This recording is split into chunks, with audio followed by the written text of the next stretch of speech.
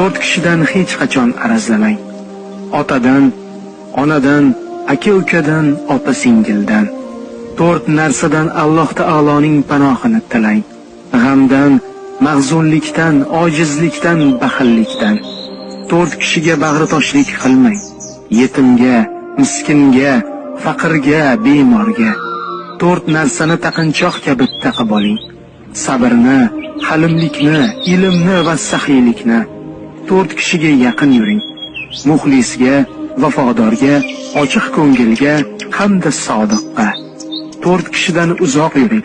Oilangizga ko'z olaytiradigan fosiqdan, millat xoinidan, musulmonlarning xatosini izlab sharmanda qilish uchun urinadigan quloqdan, dushmanga xizmat qiladigan pastkash do'stdan.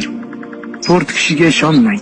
Kazzobga, o'g'riga, hasadgo'yga va manmanga. 4 kishidan mehringizni daryoq tutmang. Juftlaringizdan, farzandlaringizdan, oilangizdan, sodiq do'stlaringizdan. 4 narsani kamaytiring. Yeyishni, uxlashni, dangasalikni, kalomni. 4 narsadan hech qachon aloqangizni uzmang. Namozdan, Qur'ondan, zikrdan va qarindoshlik aloqasidan. Ushbu ko'rsatmalarni albatta o'z yaqinlaringizga ham ulashishni